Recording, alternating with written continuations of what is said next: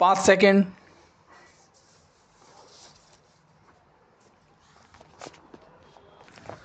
महोदय, जैसा कि माननीय सदस्य जानते हैं, कल दूसरे सदन में इसी तरह की बहस थी।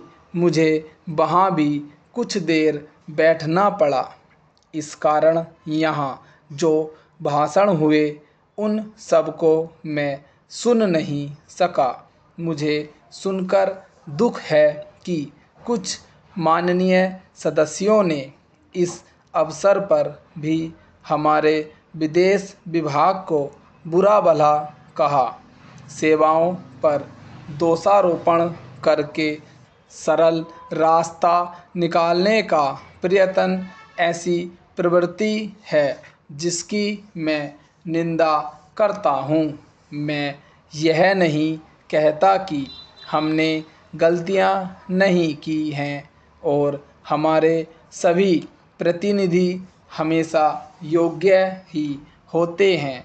जब गलती हो तो हमें उसे अवश्य बताना चाहिए, लेकिन सदा आलोचना करते रहने से निरुत्साह पैदा होता है और मनोबल गिरता है। हमें उन औजारों को ही कुंठित नहीं कर देना चाहिए जिनसे हमें काम लेना है। देश और विदेश में हमें काम तो करना ही है।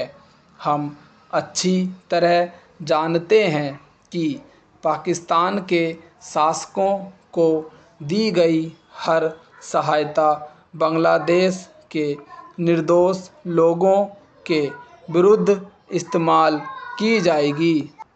इस अवसर पर हमारे प्रतिनिधियों ने परिश्रम से बहुत अच्छा काम किया है।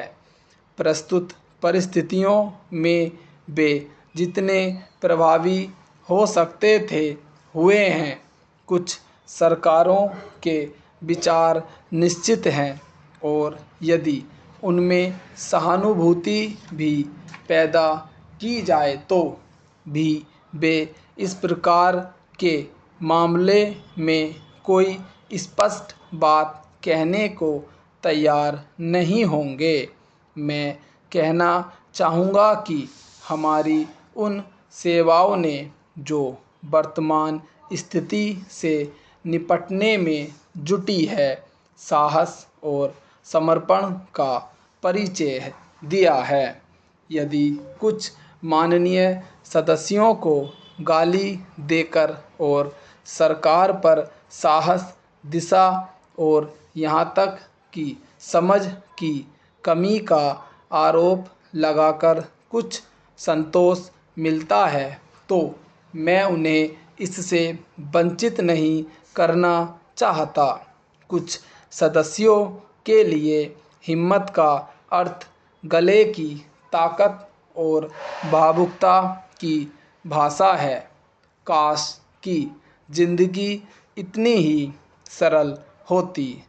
इस सरकार में बहुत से दोष हो सकते हैं, लेकिन उसमें साहस की कमी नहीं है, ना ही यह आवश्यकता के अनुसार जोखिम उठाने से डरती है।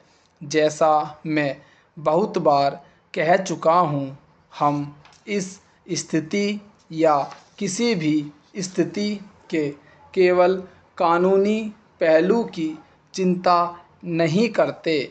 हम चिंता करते हैं केवल एक ही बात की और वह है हमारे राष्ट्रीय हित, सुरक्षा और स्वाभाविक रूप से बांग्लादेश के बहादुर लोगों की सुरक्षा। इसी कारण से शांति से काम करने का महत्व है। महोदय, मान्यता शब्द की हर तरफ से मांग आई है।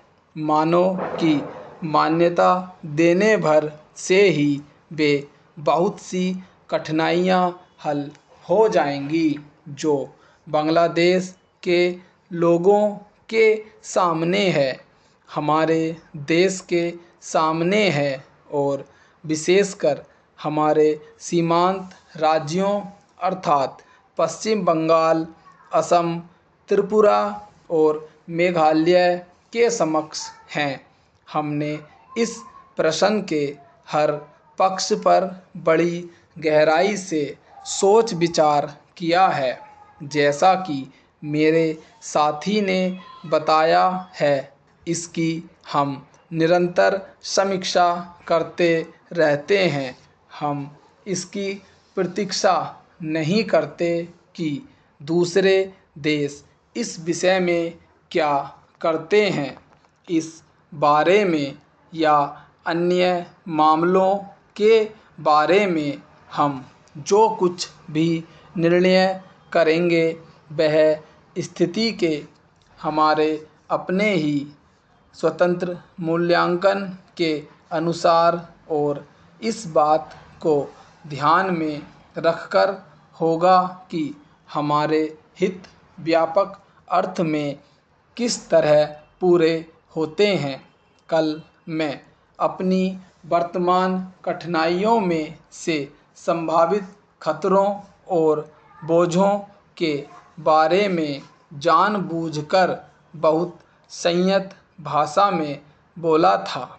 वह इस कारण नहीं कि मैं बोझों या खतरों से आज या कभी डरा हूँ, बल्कि इस कारण कि मैं चाहता हूँ कि माननीय सदस्य इन सब विषयों पर गहराई से विचार करें। खतरों का तभी सामना किया जा सकता है जब आदमी इसके लिए तैयार हो। जैसा मैंने पहले कहा और फिर से दोहराना चाहूँगा कि यह समय दलगत प्रतिद्वंद्विता का नहीं है। हम सबको मिलकर एक साथ खड़े रहना चाहिए और हमारे सामने जो अधिक काम हैं उनमें एक दूसरे की सहायता करनी चाहिए। सांप्रदायिक प्रवृत्तियों को दबाना चाहिए।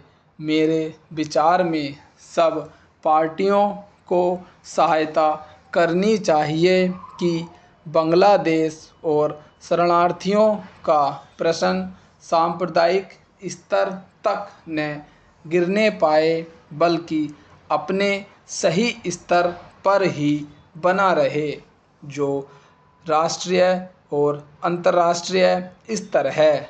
मैं इन प्रश्नों और अन्य घटनाओं के बारे में विरोधी दलों के नेताओं और सदन के अन्य सदस्यों से संबंध बनाए रखूँगा। मैं अपनी तरफ से सदस्यों को इस विषय पर अपनी बात मुझसे आकर कहने और उनके पास जो कोई जानकारी हो उसे बताने की पूरी छूट देता हूँ। साथ ही इस समय इससे अधिक और कुछ कहने को नहीं है। मैं बस इतना ही कहना चाहूँगा कि हम निराश ना हों। हमें अपने और अपने लोगों पर भरोसा होना चाहिए। हमें बांग्लादेश की वीर जनता और अपने अधिकारों के लिए लड़ने के संकल्प पर भरोसा होना चाहिए। स्टॉप।